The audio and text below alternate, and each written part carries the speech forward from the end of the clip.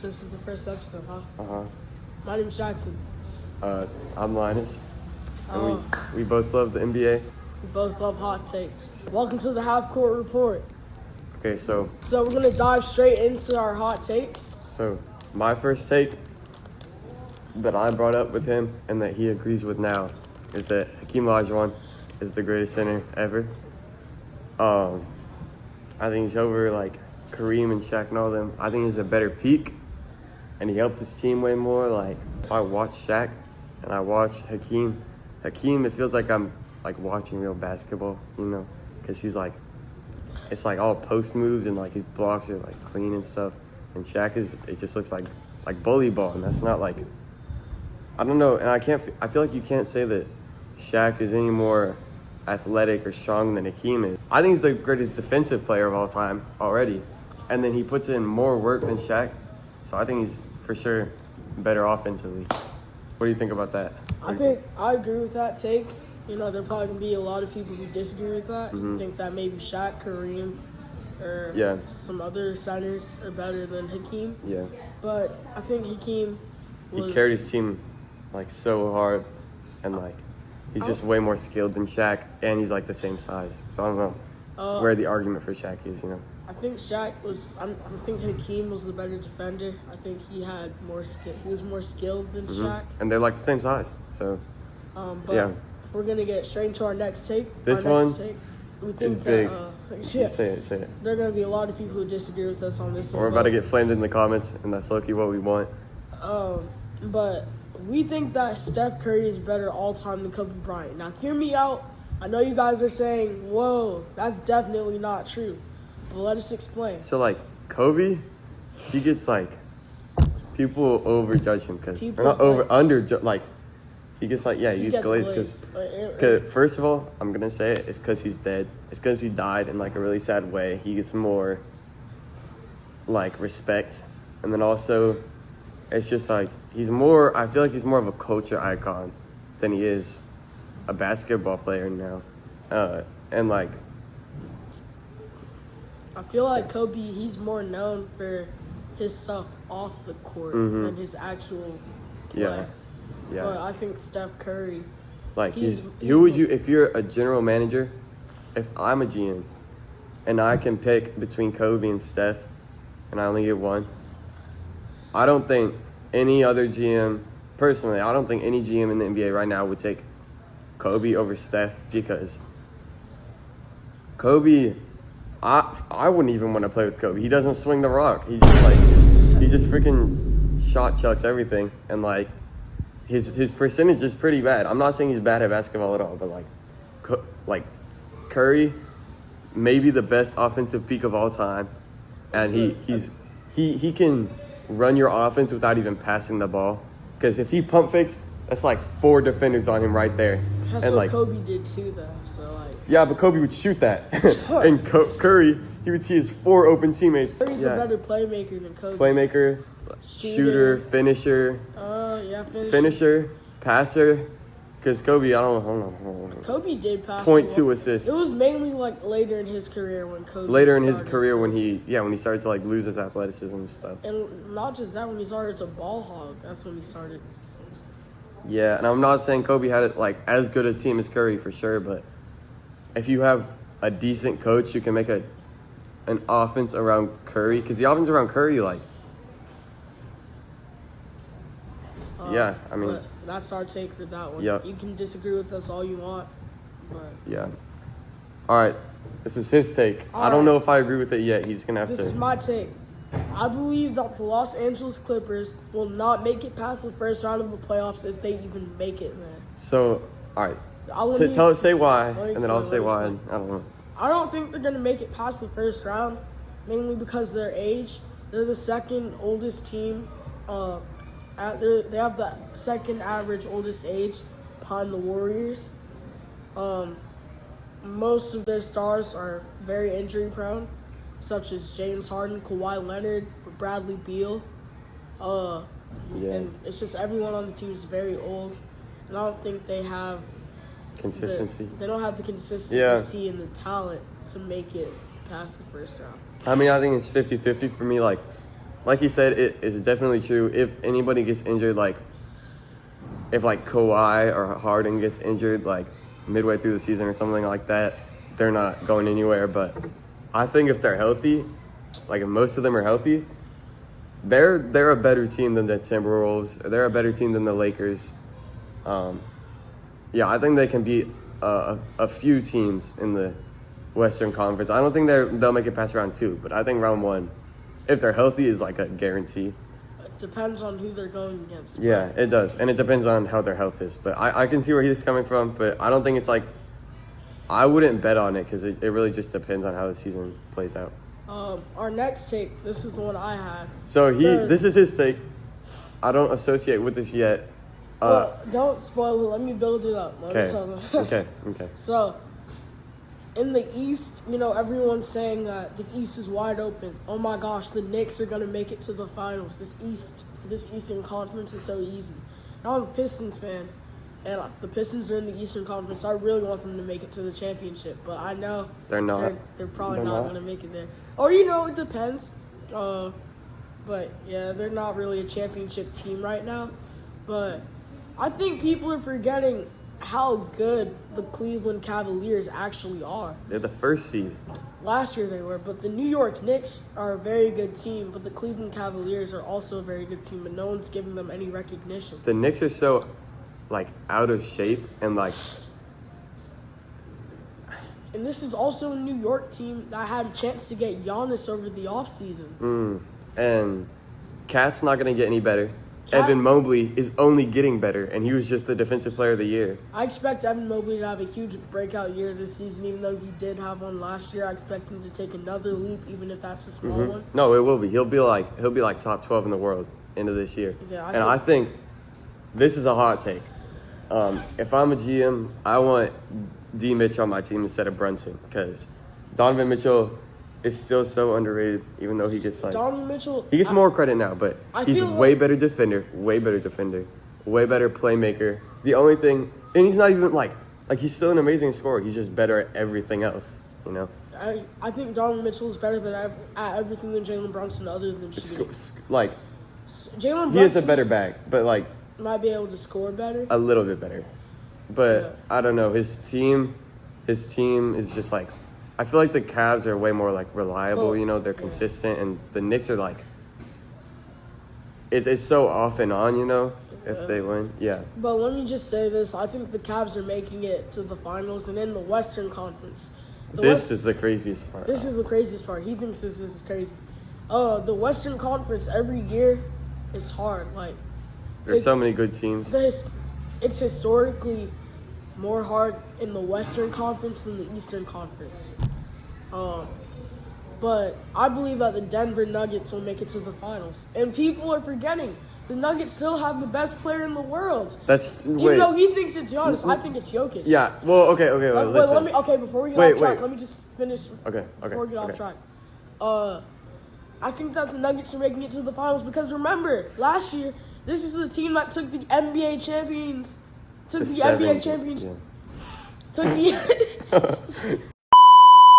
team that took the NBA champions to 7 games. And now they're better. And this is a way better upgraded squad. That's true. Michael Porter Jr. is gone. That's a big loss, but he was a ball hog.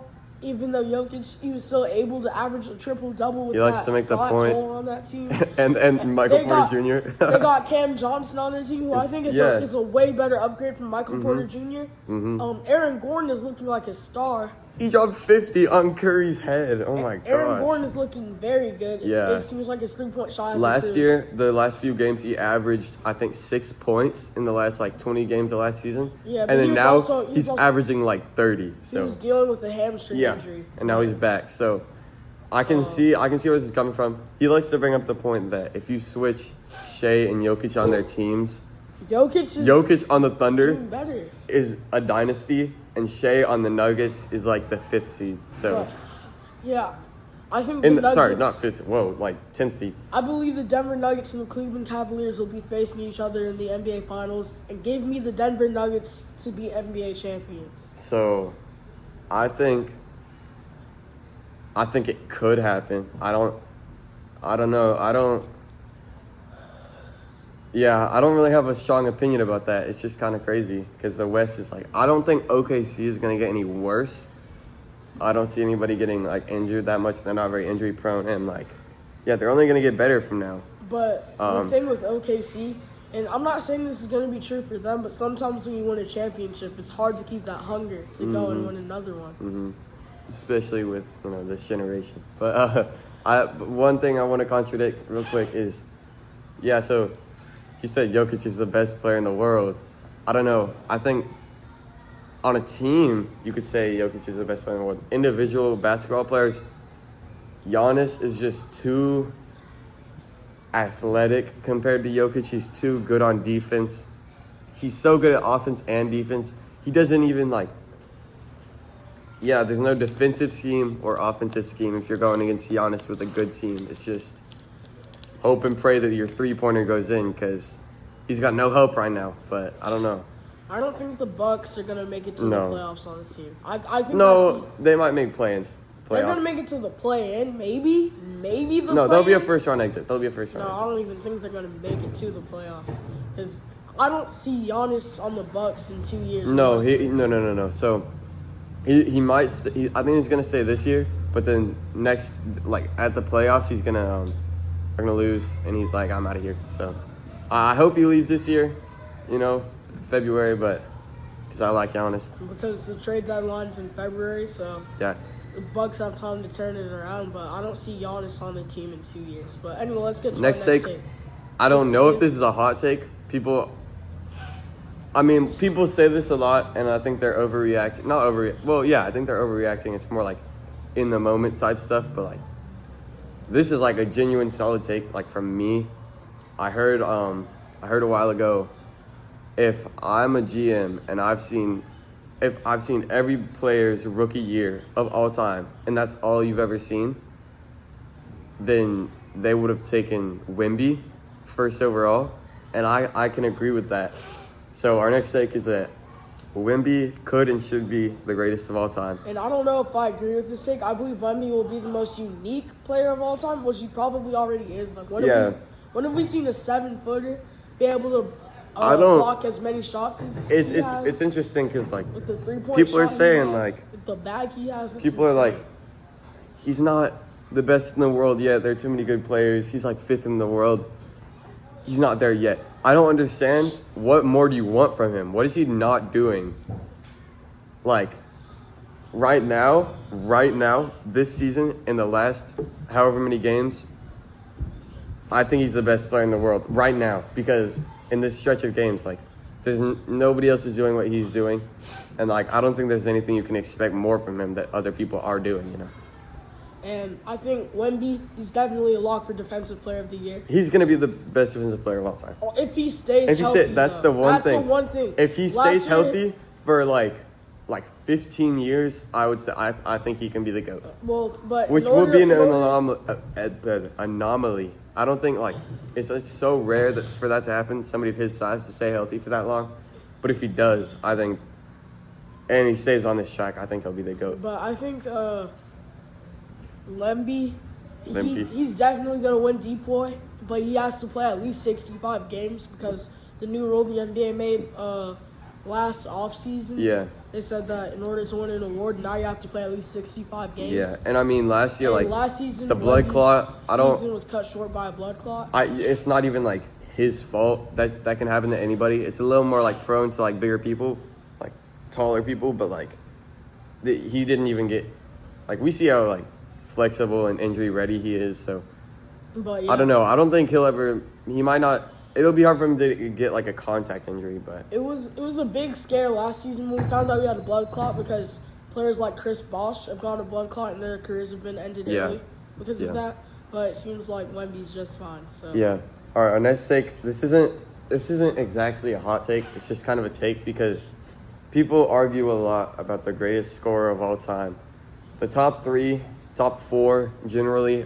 People say top 5. People say it's between KD, Harden, people say MJ, people say Carmelo, LeBron, and people say Allen Iverson.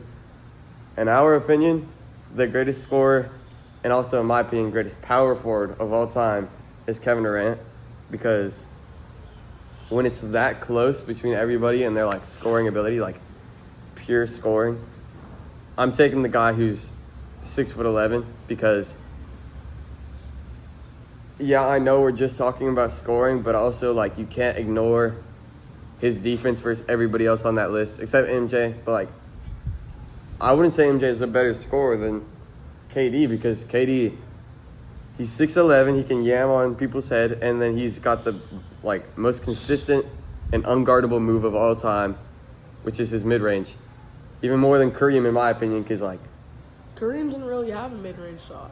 I'm talking about his sky hook, because like you can't hesitate a sky hook, you know. And you've seen clips of like DPOY Giannis falling for his hezzy, and then he just has a free lane. And I don't know, Giannis, like,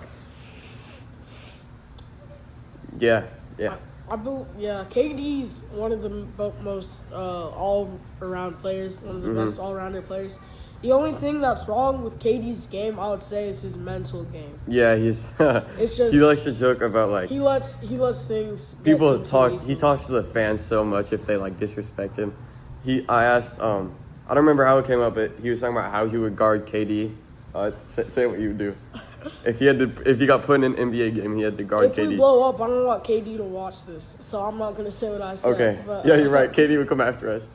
Okay. Yeah. And then next, this is my take. He disagrees with this. I think LeBron isn't a top 10 player in the league, and he hasn't been since like 2022, because the main thing for me is just he doesn't play defense anymore. You can watch watch LeBron any game that he's in. He's good on offense sometimes. I mean, I feel like he's more inconsistent now, and he's a good playmaker, and he's really smart. That's the only thing I'll give to him.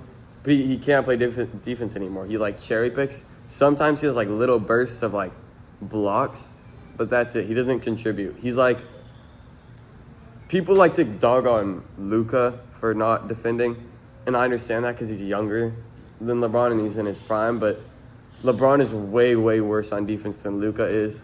Even like last year, Luka. So I don't think you can say like Jalen Brunson, I think is better than LeBron right now. Like he's there on defense. He's there. LeBron is on the yes, he's there. He's there. Okay, he tries to play defense. He tries. LeBron is on the other side of the court, cherry picking. I just don't think he has that big of an impact. I think it's just like legacy now. Yeah. I can see where you're coming from. You know, LeBron, he doesn't really have the ability to take over playoff games. Yeah. Like how I'm not saying it's his fault, but like I don't think he has the age. capability to be top 10. I think his rating is too high in 2K. I don't know why he's the same rating as Luka Doncic. It's insane. Ronnie 2K messes up a lot of ratings. Next take, we think Jokic ranks higher all time already than Magic Johnson. This take is very hard to judge because they played in two different eras. But the main thing for me, people like my top 30, which we'll get into next video. It's gonna be our top 30 players of all time. Sometimes it's rings and like career, and sometimes it's peak. Jokic is actually just better at everything. And I know people are going to bring up passing. I think Jokic is better at passing than Magic. I'm not saying Jokic is the greatest passer of all time, but Jokic he's smarter. The only thing that Magic has is he's just flashy. It's just fast break. Like if I'm running a full speed, yeah, I can throw it behind the back pass too. I'm just not going to do it. Jokic is better at shooting. He's smarter. Maybe the one thing I could give to Magic is defense, but right now, if you put Magic in today's NBA, he's doing so much worse than Jokic. But I also think that if you put Jokic in Magic's era, oh my goodness. Good. What? No. He's not. Defense is too physical. That's true. then. That's true. He would basically in Magic's era, fouling was defense basically. That's true. They wouldn't do well in each other's era, but you have to come together and you have to think who's better at what. Yeah, Magic has the greater career, but that's because there's way more competition in the league today.